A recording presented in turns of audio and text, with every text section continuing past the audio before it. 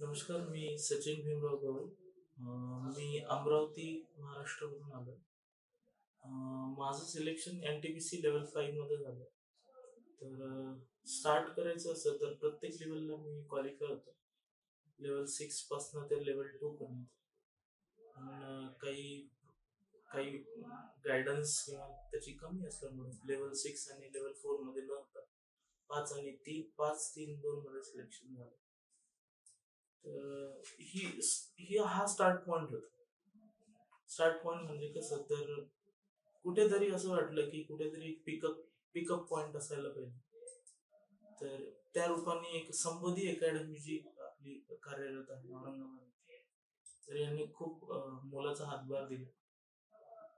प्रत्येक इथले शिक्षक, त्यानंतर अंबिरे सर, इथल्या सर्व स्टाफ, सर्व गोष्टी अशा इको फ्रेंडली. तर त्यामुळे प्रत्येक गोष्ट अशी सहज अशी हाती म्हणजे पूर्ण एलॅबोरेटिव्ह ह्या गोष्टी राहतात. झालेल्या लेवल 5 जी ही एक्झाम होती, कोविड-19 मध्ये झालेल्या एक्झाम्स होत्या. त्याच्या आधी पण बऱ्याच एक्झाम्स होत होत्या.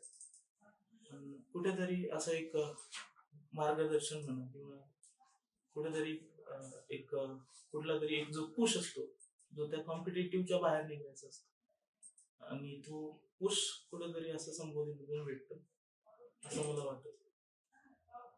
इथल्या वातावरण शिक्षक वृंदांबद्दल जेवढं बोलायचं तेवढं कमी.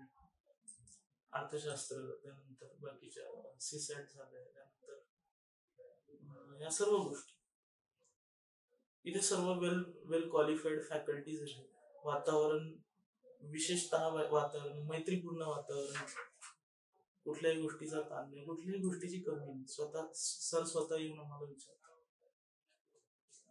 कॉम्पिटेटिव्ह मध्ये एक बुस्टअप जो म्हणून तर तो मी संबोधीला म्हणजे माझ्या जर्नीबद्दल जर बोलायचं झालं तर सुरुवात मी म्हणजे टेक्निकल बॅकग्राऊंड मधून केली होती.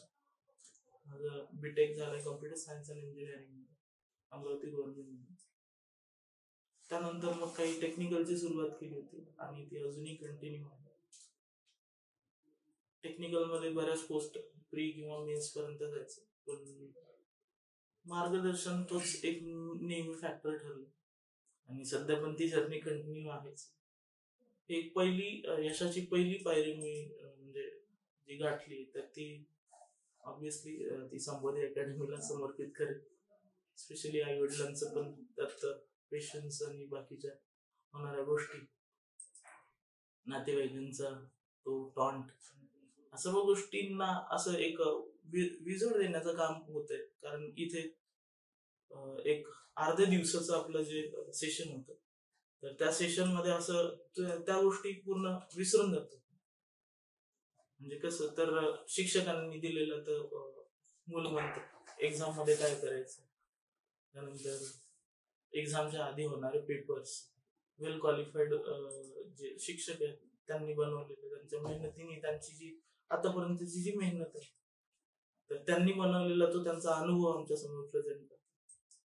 त्यामुळे बऱ्यापैकी नाही तर खूप चांगला प्रतिसाद कॉम्पिटेटिव्ह एक्झाम मध्ये मिळतो. आणि माझ्याकडून पण असेच हे संबंधीचे यशस्वी घडतील अशी मला खात्री आहे.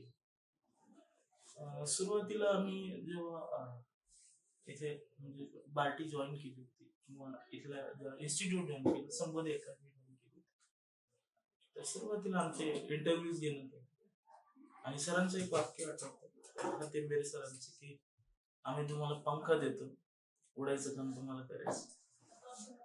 तर हा एक कुठेतरी असं वाटतंय की तो मोटिवेशनल पेक्षा तो एका मोठ्या वडीलधाऱ्या माणसाने दिलेला सल्ला होता. सरांचं नेहमी मार्गदर्शन चालतं, शैक्षणिक गोष्टीत नाही तर बाकीच्या गोष्टींमध्ये तर मोरली खूप सपोर्ट करतात. त्यानंतर कधीही कुठल्याही गोष्टीची कमी पडत नाही. जसं मागे पण सुरुवातीला एक आमच्या क्लासमधले काही मुले होते, त्यांच्याकडे बऱ्याच गोष्टी नव्हत्या. म्हणजे इव्हन सुरुवातीला असं असतं की काही क्लरिकल स्टाफ किंवा या गोष्टींमुळे त्या म्हणजे क्लरिकल वर्क त्या गोष्टींमुळे कुठल्या स्टायफंड किंवा या गोष्टी कमी पडतात. तर स्वतः सरांनी जातीने लक्ष घालून त्या गोष्टी पूर्ण केल्या. पुस्तक झाले, ज्या पब्लिकेशनचे पुस्तकं पाहिजे त्या पब्लिकेशनचे पुस्तकं मिळतात, जसं मटेरियल पाहिजे तसं मटेरियल मिळतं. आणि मला नाही वाटत की या गोष्टी तुम्हाला म्हणजे अशा कमी पडतात. थँक्यू. जय हिंद.